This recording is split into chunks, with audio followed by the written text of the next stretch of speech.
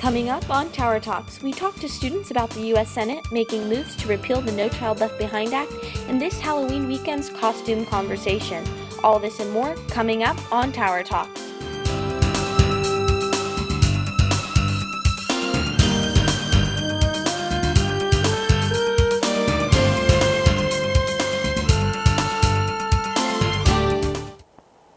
Good evening and welcome to Tower Talks. I'm your host, Cassie Pollock, and today in studio we are joined by Madison Yandel with College Republicans and Ashley Alcantara with University Democrats. Welcome to the show, both of you. Thanks, glad to be here. Well, the third GOP debate is set to air at 8 p.m. Eastern Time, so 7 p.m. here in Austin tonight from Boulder, Colorado. The same candidates will be debating on stage with the exception of Scott Walker since his dropping out of the campaign. So really quick, I want y'all's predictions on tonight. We'll start with you, Madison. I think we're going to see Carly Fiorina really showing how well she can debate again. I think with the recent uprise in Carson, he's going to do really well tonight as well. Continue to see a lot of camera time for Carson and Trump especially, just since that's where the Republican Party's support has been so far. And also staying on the 2016 election conversation, I want to highlight some of the GOP candidates and their close ties to Texas and its officials with this campaign cycle. On Monday, Ted Cruz was in Houston and picked up 3 endorsements from Lieutenant Governor Dan Patrick and a couple other officials from the Texas Railroad Commission. Aside from these endorsements, Cruz already has the backing from 6 Texas congressmen and several Texas state legislators. In following hours, another contender vying for the GOP nomination, Rand Paul, named Texas State Senator Dawn Huffines as the campaign director of the state. Okay, so Monday was kind of a big day for 2016 stuff. You have Cruz and Paul, just 2 huge moves happening here in Texas. What do you think? Do you think that Texas is going to continue to have a huge influence and, especially the GOP party here with the 2016 election? Yeah, of course. I mean, it's no surprise that Cruz has a large backing in Texas. He had a huge grassroots movement during his Senate campaign. And Paul has really close ties to Texas as well. So it's both are kind of different sides of the Tea Party. So it's really not surprising that they have a large showing of support here in Texas. Okay. And in other news, Governor Greg Abbott sent a letter to Dallas County Sheriff Lupe Valdez informing her that her case-by-case immigration detention plan on sanctuary cities will no longer be tolerated by the state of Texas. In the letter, Abbott cited Valdez's actions as a serious danger to Texans, referring to the murder of Kate Steinle in San Francisco last summer as a point of reference. Abbott called the course of actions taken by Valdez as unacceptable, and on Tuesday, Lieutenant Governor Patrick came out with a statement that backed Abbott's letter. So, Ashley, I'm going to toss this question to you. It looks like the issue at hand here is that Valdez was reportedly going to release some of the immigrants, undocumented, illegal, whichever type of terminology you want to be using, instead of handing them off to federal authorities like she was supposed to be doing. So some legislators in Texas are wanting to call a special session of Congress or to the Texas Ledge for this. Do you think that Texas is going to see a special session for this? I don't think so. I think it would be a very extreme action to take with something that should instead be handled first by discussing it with the sheriff and just trying to figure out a compromise or solution. And I don't think if it comes up that it'll come up until next session. Okay. What about you? Yeah, I mean, I don't see Abbott taking that extreme of a measure, but I mean, it's certainly not crazy, I don't think, for him to ask that the sheriff follow federal law in detaining those immigrants. Okay, so you bring up an important thing here. So you have sanctuary cities. What are your thoughts on that? Do you think that's something that needs to be controlled? I know Trump brought forth a lot of conversation about it. Right. I mean, it's a conversation across the country, not just in Texas. We've seen a lot of incidents with that just in the last year, and so I think it's just a matter of following federal law that's in place. We have a very broken immigration system, and that's something that needs to be addressed. But I don't think disregarding laws in place is any way to handle that situation.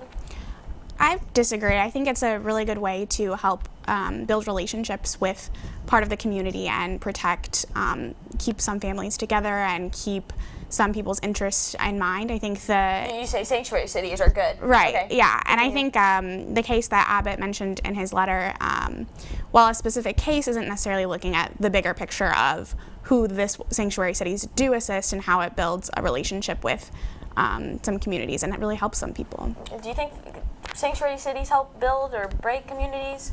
I mean, I can understand coming from the idea that it builds communities, but I mean, it does, as we've seen, already create a haven for criminals. And I mean, the detention program was put in place by the Homeland Security as a matter of border security, national security. You know, there's a reason the program was put in place, and it's not just to break apart families, it's to keep the public safe. Okay. Well, in a 70-page brief filed to the U.S. Supreme Court on Monday, the University of Texas here in Austin said that affirmative action is something that is still needed when it comes to the admissions process. In 2008, Abigail Fisher sued UT after she was denied admission, and she claims that she was denied from UT because she's white. And this issue has already been taken up by both the Supreme Court and the lower court, and both times it's upheld affirmative action. So basically what's at hand here is affirmative action may be coming to an end in December here for UT, depending on when the Supreme Court decides to rule. But what do you guys think of affirmative action? Is it a benefit? Is it a detriment? What across the board, what types of things do you see come out as a result of affirmative action being in place?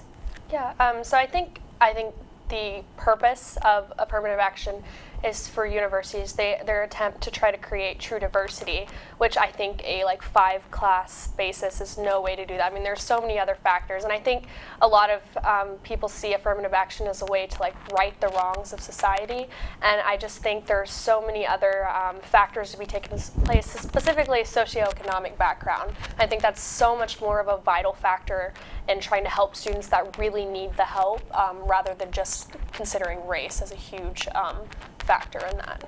I definitely think there are a lot of other factors that should be considered, but I think UT has demonstrated in the past, and a lot of the courts have agreed that UT uses other factors adequately. So by having a race-blind process, or in a lot of ways of having automatic acceptance for the top percentage of each class, and also using a holistic approach when evaluating applicants and not just race, I think that UT is already doing that and using an abundance of factors, but that race should still be included in order to achieve diversity. Okay, so you think race should still be included. So do you think that UT would continue to benefit if affirmative action remains in place? Yeah, I mean, I think in a sense, you know, I guess the numbers and diversity that they're trying to achieve haven't really had the success that they claim to have, or that affirmative action is supposed to achieve. So I think, you know, that's something they should consider. And just in general, I mean, affirmative action is coming to an end, if not with this court case, in the near future. Justice O'Connor said in the 2003 case on affirmative action that the need for it is coming to an end. She foresaw that within the next 30 years, and that was back in 2003, that affirmative action would no longer be legal in the United States. Okay. Your thoughts on that, if any? Yeah, I think we should. I mean, I think we can all agree that if affirmative action is no longer necessary, that is an ideal situation. But UT still has a lower percentage of minorities than in Texas, say. So we're still not quite matching up to the population of high school students that are being admitted and attending UT. So I think right now there's still a great need and benefit that affirmative action can provide. All very good conversation. And stay tuned, still to come, Halloween costumes and a video that has once again sparked the conversation on law enforcement. Keep right here on Tower Talks.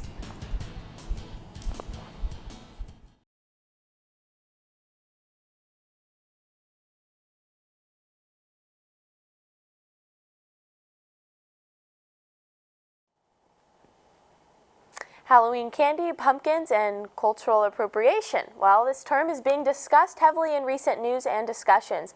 Our Avery Travis tells us what this term really means and how is the University of Texas and its students and how they're dealing with the costumes that can offend and stereotype before heading into this holiday weekend. Halloween is here, and UT students are planning the perfect costume for upcoming parties over the weekend. And while Halloween should be a time to express your creative or spooky side, some costumes offend, stereotype, and mock other cultures. Cultural appropriation, a broad term that means using traditions or assumptions about a culture different than your own in a stereotypical way, has been on the forefront of the costume conversation in recent weeks. An Alabama teacher wearing blackface, caricatures of Native American culture, and mocking depictions of Caitlyn Jenner in a costume from the Halloween Spirit store have come under scrutiny. Last spring, Texas Fiji came under fire after holding a Border Patrol-themed party where guests wore ponchos, construction outfits, and military garb. Fiji was unavailable to be reached for comment, but the university says that they were very proactive in educating their members and working with the Latino community on campus. Began working with the LCA, began working with our sorority and fraternity life office on becoming more educated about why what happened was inappropriate and the way it was perceived and how they could better themselves. This upcoming Halloween, the university says that they hope students will think before they dress up. Well, we have our reporter Avery Travis in here with us today, and so basically, what are some of the more practical measures that the university is taking in preparation for this weekend, Avery? Thanks, Cassie. So most practically, the Dean of Students is asking students that if they encounter incidents of cultural appropriation, offensive costumes, to go online to their website and report it. That way they can get into the situation and really help students work with other students. That is their main goal. As with the situation in the spring with Texas Fiji, since the event happened off-site, they really weren't able to take any specific train of action. So their main goal was to get the students working hands-on with the students that caused the offense. In the university's opinion, they say that Texas Fiji and the Latino community really did work together to create that kind of conversation and education that needed to happen. So we went out and talked to other students, and many students are asking, is this just increased sensitivity, or has this been happening forever? A reporter at Burnt X, Brittany Schulman, actually said that she says that it's never okay to dress up as someone of another culture, whereas some of the multicultural students that we spoke with said that they don't feel quite as strongly about it. So it's definitely a mixed bag, with social media playing a big role in this controversy. So if you have any other opinions or would like to tweet at us things that happened to you this holiday weekend, tweet at us at tower_talks. That's all I have for you, so thanks. Back to you, Cassie. Well, thank you so much, Avery. And so I'm going to ask you all a quick question here. So this whole cultural appropriation, Halloween costumes, is this something that's always happened in society, but now we're just kind of now paying attention to it? Or is it rather an increased, like Avery said, an increased amount of sensitivity and a decreased amount of tolerance for what we're seeing on October 31st? Right, I think it's actually quite a bit of a mix. I think we're seeing increased sensitivity in American society today, but also social media makes things, fly so much faster. So.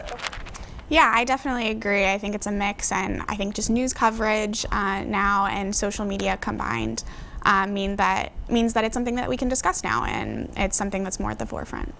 And like Avery said, you can tweet us on our Twitter account if you have comments, questions, you want to share your thoughts on this. And when we come back, we will be discussing the U.S. Senate making moves to repeal the No Child Left Behind Act and more. Stay tuned.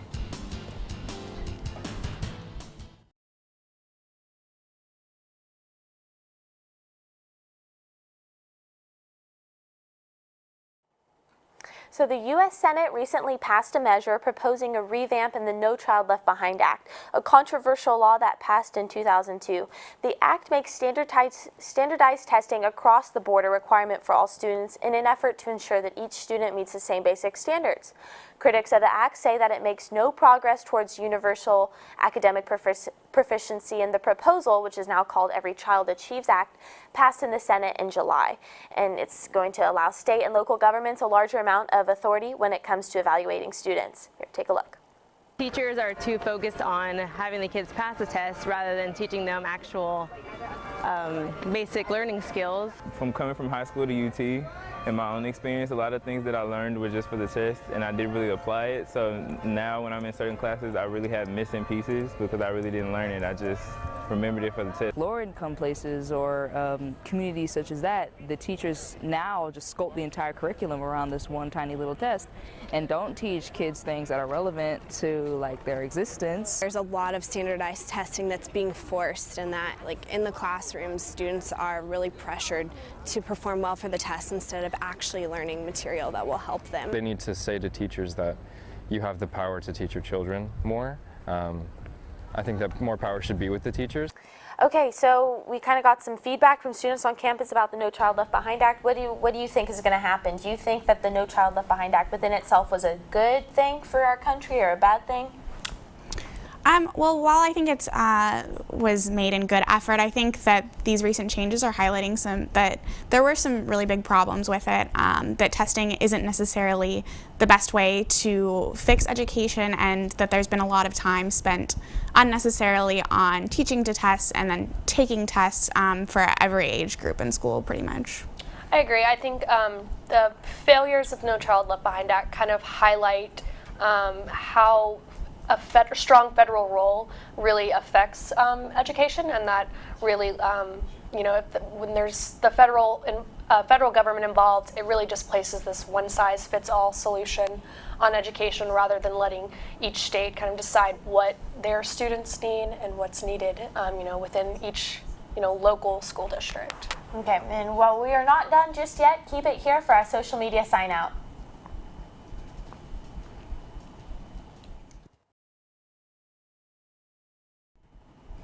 Last but not least, a viral video surfacing from Spring Valley High School in South Carolina shows a police officer body slamming a young female student and dragging her along the floor from her desk. The video has received immense criticism, adding to the growing list of police violence against Black Americans. The officer, identified as Ben Fields, has been released from duty today, and Richland County Sheriff Leon Lott stated, "This is not what I expect from my deputies." Okay, so we still don't know the full story here. We have the video coming out and all this, and there's different allegations being made across the board, so nothing can be said for certain yet. But what do you think this speaks about, just on a broader scale of law enforcement and people's trust? And tell me about that. Right. Well, obviously it's hard to speak about the specific case. We always need to get the full story before passing any judgments. But I think it does speak to a broader problem with law enforcement. I think this is just another opportunity where law enforcement needs to kind of, as a whole, step back and realize, what kind of tactics they're using. Watch the aggression. I mean, with everyone's breathing down their necks now, and we're talking about Halloween costumes and social media. Right. That's ever present. Right, exactly. It's never going to go away just by ignoring the problem. I think it's something that the law enforcement community really needs to address. Yeah, and I agree we can't look necessarily or pass judgment on this case, but it's one in a trend of many similar situations and social media being used to show an excessive use of force by members of the police force. So I think it's very commendable that his superior took such quick action to help remedy the situation and respond, and it reflects that some things do need to change in general. Okay, well, thank you so much to our guests, Madison and Ashley, for joining us in studio tonight, and thank you so much for tuning in. For political updates throughout the week, follow us on Twitter, like us on Facebook, and email your comments to towertalksut@gmail.com. I'm Cassie Pollock, your host, wishing you all a great rest of your evening.